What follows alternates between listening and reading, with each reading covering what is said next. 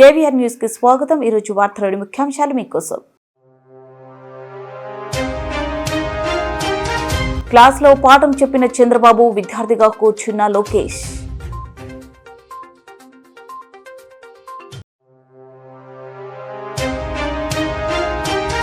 సుపరిపాలనలో తొలి అడుగు కార్యక్రమంలో భాగంగా 9వ రోజు కేంద్ర మంత్రివర్యులు కించరపు రామ్మోహన్ నాయుడు.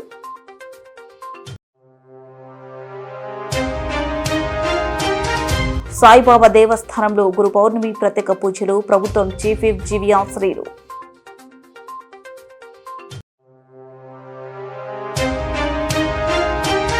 కొత్త చెరువు జెడ్పీ పాఠశాలలో మెగా పేరెంట్స్ టీచర్ సమావేశంలో పాల్గొన్న సీఎం చంద్రబాబు.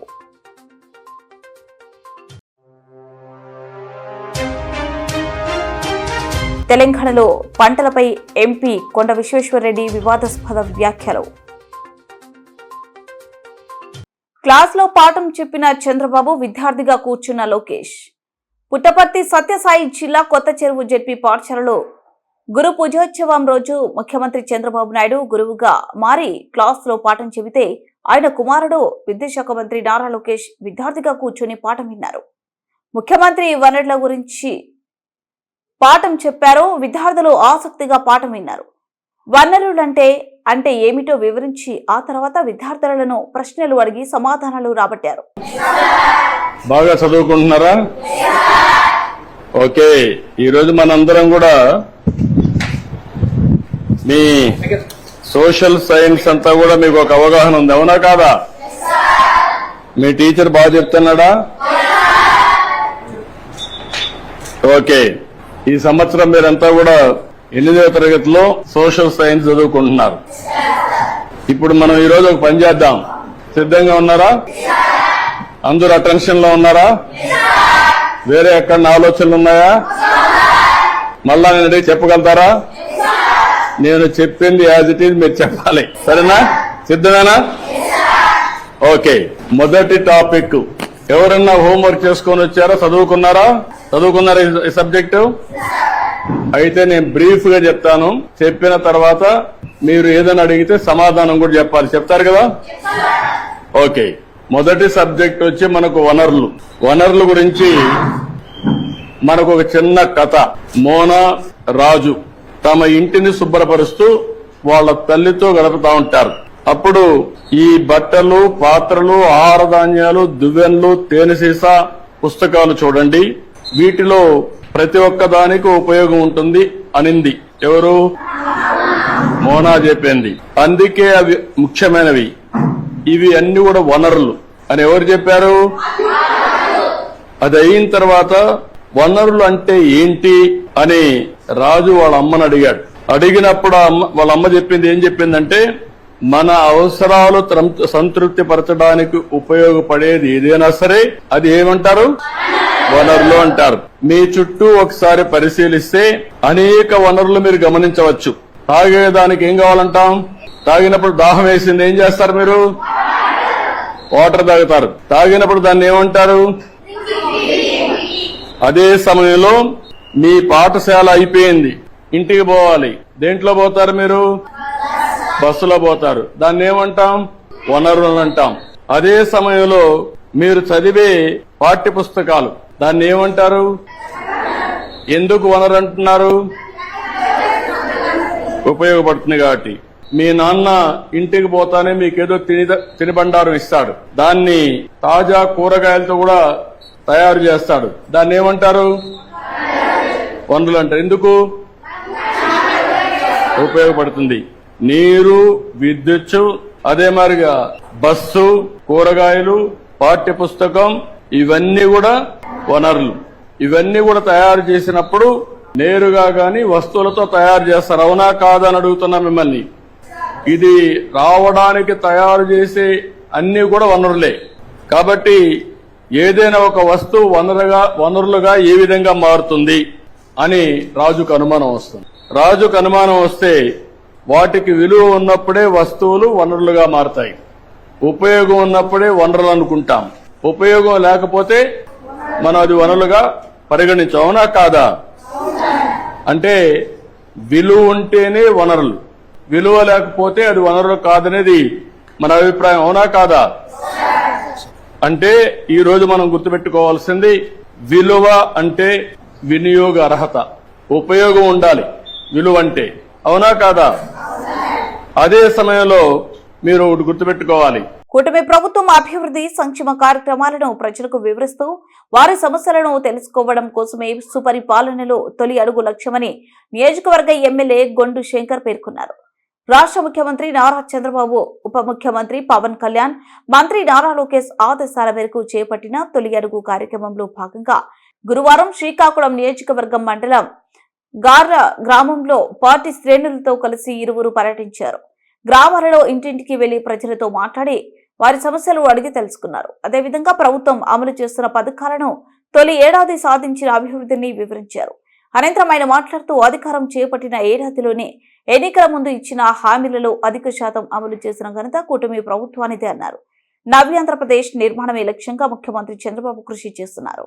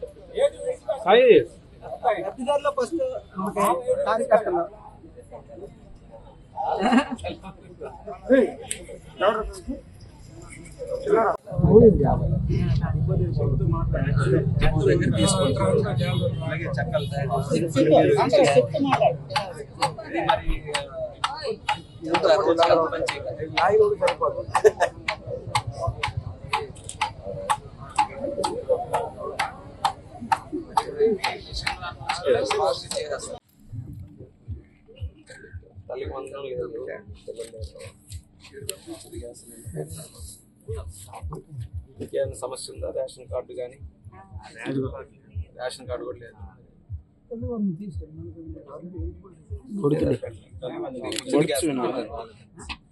నంబర్ అమ్మా, ఫోన్ నెంబర్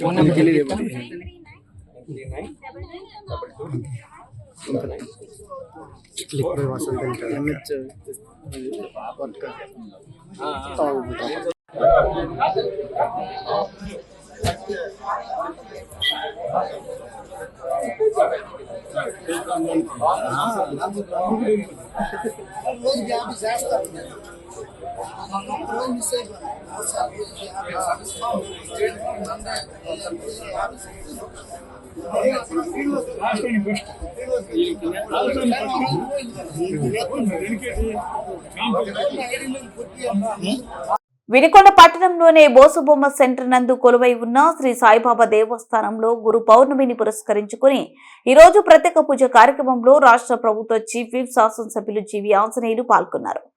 జీవి సాయిబాబాకు ప్రత్యేక పూజలు నిర్వహించి రాష్ట్ర ప్రజలు సుఖ సంతోషాలతో ఉండాలని, పాడి పంటలు సమృద్ధిగా పండాలని ఆకాంక్షించారు. ఈ కార్యక్రమంలో నాయకులు, కార్యకర్తలు, భక్తులు అధిక సంఖ్యలో పాల్గొన్నారు. కొత్త చెరువు జెడ్పీ పాఠశాలలో మెగా పేరెంట్స్ టీచర్ల సమావేశంలో పాల్గొన్న సీఎం చంద్రబాబు, మంత్రి నారా లోకేష్ విద్యార్థుల ప్రోగ్రెస్ కార్డులు పరిశీలించిన ముఖ్యమంత్రి, విద్యార్థుల తల్లిదండ్రులకు సూచనలు ఇచ్చిన సీఎం చంద్రబాబు. ఇక్కడ టీచర్ గా ఉండేవారు, క్లాస్ టీచర్. ఇప్పుడు నేను కొత్తగా వచ్చాను కాబట్టి వీళ్ళ ప్రగతి నాకు తెలిస్తేనే నేను వీళ్ళని అభివృద్ధి చేయడానికి. గత సంవత్సరంలో బాబు అన్ని సబ్జెక్టులను బాగానే ఉన్నారు. ఇదేమంటే నా 9వ తరగతి కాబట్టి కొంచెం బాధ్యత అంత ఉండదేమో అనిపిస్తారు పిల్లల్లో. కానీ ఇప్పుడు మనం 10వ తరగతి మన జీవితంలో మొదటిసారి సర్టిఫికేట్ ఇస్తారు కాబట్టి మనం మరింత ఇష్టపడి కష్టపడి చదువుకోవాల్సింది. మేము మా వైపు నుంచి 9 గంటల నుంచి 5 గంటల వరకు బడిలో ఉంటారు. నేనైతే ఇదే గ్రామం కాబట్టి అందుబాటులో ఉంటా, ఏ సమయంలో ఉండొచ్చు. నా నుంచి ఏమైనా సహకారం కావాలంటే చెప్పండి, సూచనలు ఇస్తే ఆ ప్రకారం నేను నడుచుకుంటాను.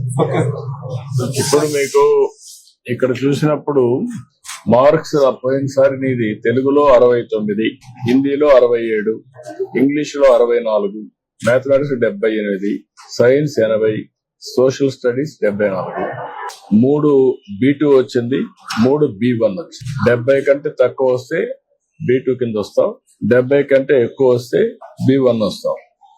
ఇప్పుడు ఓవరాల్ గా వచ్చావు B1 వచ్చావు. నెక్స్ట్ ఏముంది? బాగా చదువుకుని ఏం రావాలి ర్యాంకు? A1 A1 రావాలి. A1 వస్తే నీకు సీట్ ఇంజనీరింగ్ వస్తుందా? ఇప్పుడు దానికి కూడా బాగా చదువుకోవాలి కదా. ఇప్పుడు నుంచి ఇంప్రూవ్ ఇప్పుడు నుంచి ఇంప్రూవ్ చేసుకుంటావా? నమ్మకమేనా? ఇంప్రూవ్ చేసుకోకపోతే నష్టపోతావు జీవితంలో. ఇప్పుడు మొత్తం కలిసి నెలలో జూన్ లో 15 రోజులకు వచ్చావు, స్కూల్స్ జరిగింది. 14 రోజులు వచ్చావు, ఒక రోజు రాలేదు. ఏంటి, ఎక్కడ పోయావు? అమ్మా నాన్నకి చెప్పావా లేదంటే అమ్మగొట్టావా? లేదు సార్, ఆ రోజు ఫీవర్ వస్తాను సార్. ఫీవర్ వస్తా చెప్పాడా? చెప్పినారు సార్, ఇక్కడే ఓకే. ఇవన్నీ కూడా కంప్యూటరైజ్ చేస్తున్నాం. మీకు అన్ని విధాలా మేము అండగా ఉన్నాం అంటే అమ్మా. సరే సార్. ఇప్పుడు ఇద్దరికి ఇచ్చాం కదా డబ్బులు కూడా. Okay sir. ఫస్ట్ టైం కదా, first time sir, first time sir. 26,000 ఇచ్చాం. 26,000 వచ్చినాయి సార్. స్కూల్ కూడా బాగుంది కదా, ప్రైవేట్ స్కూల్ మరి కదా. బాగుంది సార్. మధ్యాహ్నం భోజనం కూడా పెడుతున్నారు కదా, పెడుతున్నారు సార్. బట్టలు కూడా పెట్టారు కదా, బట్టలు, బుక్స్ అన్ని ఉన్నాయి కదా. వచ్చినాయి సార్, అన్ని ఇప్పుడు మీరు బాగా పిల్లల్ని చదివించాలి కదా. అవును సార్, అదే అందుకే సార్ మేము మాకు కొంచెం హెల్ప్ఫుల్ గా ఉంది సార్ మీరు ఇచ్చినటువంటి. నువ్వు రాసేసుకున్నావు క్యారియర్ ఆస్పిరేషన్ ఇంజనీర్ కావాలి, కంప్యూటర్ ఇంజనీర్ కావాలని రాసుకున్నావు. రాసుకున్నప్పుడు సాధించాలి. మ్యాథమెటిక్స్ లో గుడ్ ఇన్ మ్యాథమెటిక్స్ అది కూడా రిఫ్లెక్ట్ అయినాయి. మ్యాథమెటిక్స్ కన్నా సైన్స్ లో ఎక్కువ వచ్చాయి, 80 వచ్చాయి. Drawing diagram okay. ఇప్పటికైతే తృప్తికరంగా ఉంది, కానీ పోయినసారి కంటే కూడా ఈసారి ఇంప్రూవ్ అవ్వాలా సార్, ఇంకా బాగా చేయాలి. ఇంప్రూవ్ అవ్వాలా సార్. ఏమా ఇంకా ఇంప్రూవ్ అవుతారు. ఇంకా ఇంప్రూవ్ కావాలి. నీ మనసులో అనునిత్యం జ్ఞాపకం రావాలి. నీ తల్లి తండ్రి కష్టపడిన విధానం నీకు ఒక ఆలోచన రావాలి. వాళ్ళ మరి నువ్వు కష్టపడకూడదు, సుఖపడాలి. నువ్వు ఉన్న మంచి ఉన్నత స్థాయికి చేరాలి. నువ్వు వెళ్ళి వాళ్ళని ఆదుకోవాలి. సరేనా? నమ్మకమేనా?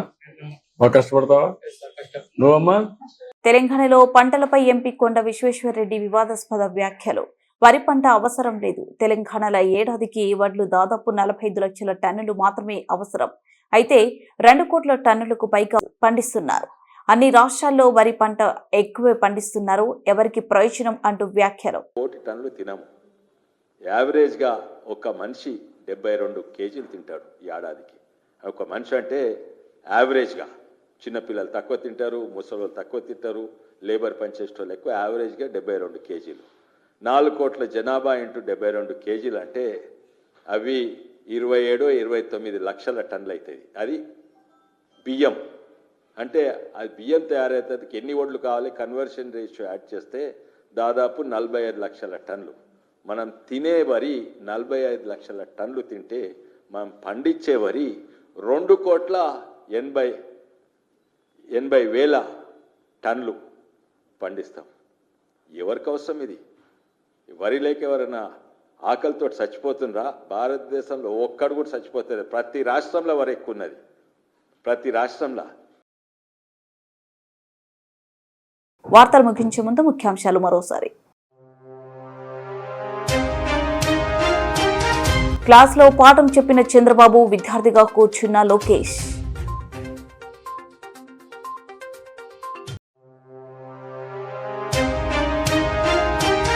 సుపరిపాలనలో తొలి అడుగు కార్యక్రమంలో భాగంగా 9వ రోజు కేంద్ర మంత్రివర్యులు కించరపు రామ్మోహన్ నాయుడు.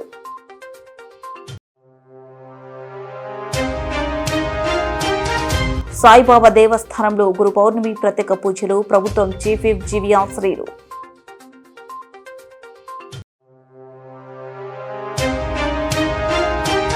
కొత్త చెరువు జెడ్పీ పాఠశాలలో మెగా పేరెంట్స్ టీచర్ సమావేశంలో పాల్గొన్న సీఎం చంద్రబాబు.